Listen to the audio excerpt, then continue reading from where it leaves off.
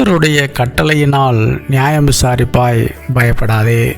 2 நாளாகமம் 19:6. அந்த நியாயாதிபதிகளை நோக்கி, நீங்கள் செய்கிற காரியத்தை குறித்து எச்சரிக்கையாயிருங்கள்.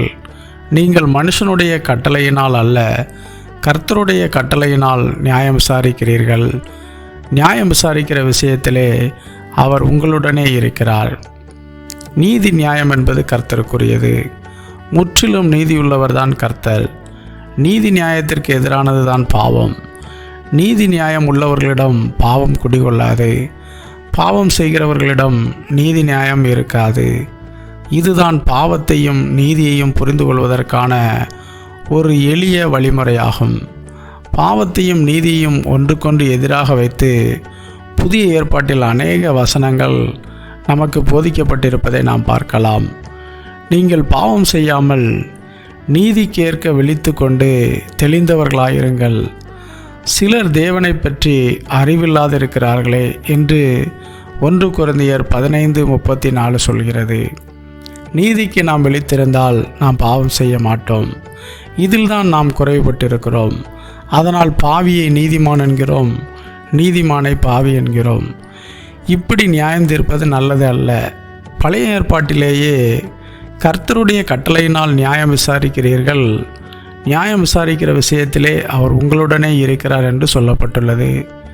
அப்படியானால் புதிய ஏற்பாட்டு காலத்தில் பரிசுத்த ஆவியை பெற்றுக்கொண்டு வாழ்கிற நாம் எவ்வளவு அதிகமாக நியாயத்தை பகுத்தறிகிறவர்களாக இருக்க வேண்டும்.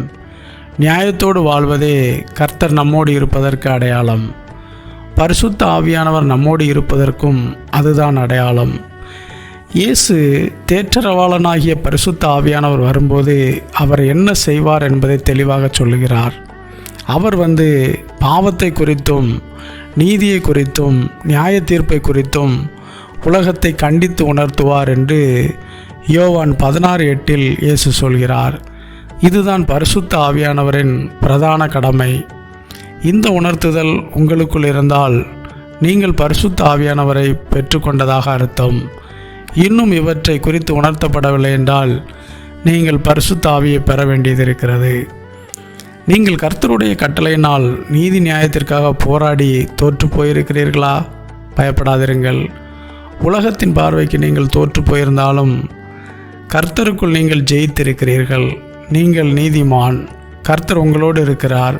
பயப்படாதிருங்கள். ஆமென்.